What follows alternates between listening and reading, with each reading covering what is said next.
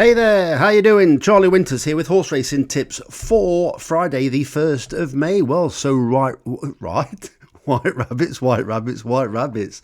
I don't know if anybody even says that anymore. Let me get straight into it. This is a quick video. It's 1 o'clock. I wasn't going to do a video, but I've had a bet in the end. I'm off today. I've had a good look for Saturday already. Some very interesting picks. So if you want to find out what I've picked for Saturday, like or subscribe to the channel and you'll most likely see this video, well, see the next video in the morning. So let me get into it. So the first bet is basically what I've had is, I've had a pound lucky 15 and I think it's a £2.50 each way accumulator. It's now a bet with 3 runners in there because 1 is a non-runner. So basically all I did was I looked at the Billy Loughnane horses with chances and backed them. So the first selection is Poseidon's Warrior, even money in the 220 at Newmarket. It's now 5-4, but I've got best odds guaranteed. So I think Billy Loughnane is riding very well. He's come back after an absence.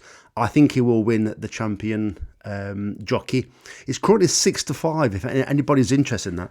I just think that Oisin Murphy, with the calibre of horses that he's riding, I do think the calibre of the horse is obviously higher in general than what Billy Loughnane rides, and I think the races are more competitive. Don't get me wrong, he's always rode excellent horses. I just think that Billy Loughnane could quite easily go to Yarmouth. I nearly said Brighton, but it won't be going to Brighton. These smaller tracks, and they could be Godolphin 3-year-olds where he may well be riding an odds-on favourite. I just think he'll have that edge and that little bit of like tenacity from being like younger, hungry. Don't get me wrong, Oisin Murphy, I think he's still hungry, but I just think there's maybe a few too many quirks that might just mean that Billy Loughnane has got the youngsters' edge on him this season. So I'm quite happy. I have actually backed. I've had 50 on Billy Loughnane at 6-5 to be the champion jockey. But anyway, let me get into it. So the second selection is a non-runner.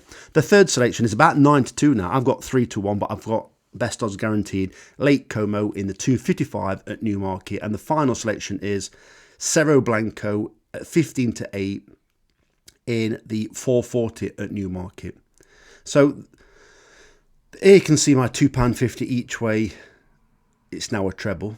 So these are the selections that I've picked. I'll tell you what I was going to do. I was going to do something very interesting this morning and basically go for the races that Flat Cat Callum had picked and actually pick an alternative horse if necessary, follow his staking plan and put the bet on. But in the end, I changed my mind. So I've gone for 5p each way Goliath. It's probably completely the wrong bet, but I fancy the selections.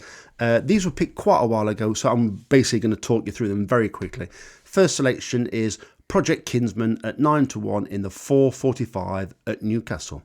Second selection is Jack Sparrow at 18-1 in the 520 at Newcastle. This horse, in my opinion, is ready to run an absolute blinder because it's got cheap pieces and cheap pieces reapplied. It only seems to run decent races with cheap pieces. This is quite a strong grade for this horse, hence maybe 18-1. I just think it could run a better race today, and I think 18-1, tasty price. The third selection is Labot at 5-1 in the 345 at Ascot. So this horse was ridden by Jamie Spencer in, I believe it was the Lincoln. I'm not sure if it had really the best of the draws. It came on the outside, middle of track with a challenge, and a lot seemed to be happening up the near side. I don't know how strong the Lincoln form is. I know Urban Line has been absolutely well beaten since, but I just think Jamie Spencer back on board today. I'll give it another chance. As you can see, Baylor Bay is a non-runner. I did think that this horse would handle the fast ground. I still think it's on the improve. You're seeing the Racing Post ratings going up and up, and this is a 6-year-old now, but unfortunately it's a non-runner. Not quite sure why. It did win the Cesarewitch on good to firm, but it's not running today. The next selection is Gallant at 22-1 in the 420 at Ascot. I can't remember exactly who's on this. I've got a funny feeling it's Jamie Spencer again. And since when does Jamie Spencer have doubles?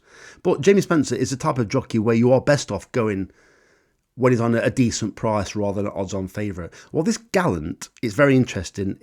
I don't think it's ever really run over 5 furlongs, but he has run well over 6 furlongs. What I personally think is, I think it's rode fast asleep, and I think it won't mind this stiff 5 furlong. I think it's got a bit of speed. It has been leading occasionally, and in 6 and 7 furlong races. It's a very competitive race. They are paying 5 places, and I don't think it's that good a race, to be honest. The next selection is Diamond Bay in the 5:30 at Goodwood. This horse, right, I'm going to be wrong when I tell you this, so I'm trying to remember the best I can.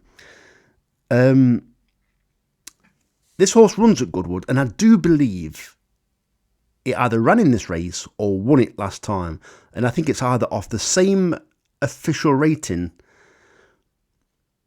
There was an angle where this horse isn't in as bad a form. Oh, that's it. I can remember. So the angle that I've gone for, I don't know what Flat Cat Callum's basis is. He might have said, but I didn't really watch his video too much. But Diamond Bay is a better horse when it's held up. Its 2 runs this season have been on the all-weather, racing prominently. I think a change of tactics could well see this horse run very well in this race again. So I think it's a very interesting selection. The next selection is Leadman at 6-1 in the 4:05 at Newmarket.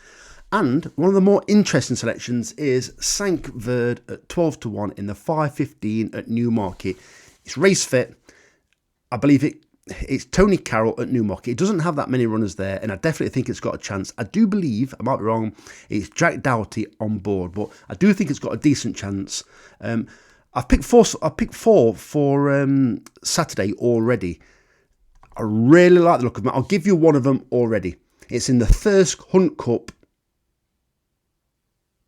And I forgot the name of the horse. Like and subscribe. It's the horse that won it last year, if you want to take a look. Trained by, I believe, Carl Burke and Sam James on board again. It's been wintering in Dubai. It's run a couple of races in a warm. One of them was a warm race at Newcastle. I think it can't wait to get back to the turf. When it won the Hunt Cup last time, it made all from a wide draw. It wasn't really inconvenience because it was one of the very few that went forward. But this time it's drawn to £6 lower in the handicap. And it won a shade cosily. It looked like they were closing on it, but when it showed you the side angle, it looked as though it were well in control. Can't remember the name of the horse, but I'm sure if you go to the Thirsk Hunt Cup, you'll soon find out which horse I'm talking about. So if you want me to explain to you more tomorrow, like and subscribe. So I wish you the very best of luck. Charlie Winters, over and out. Cheers, mate.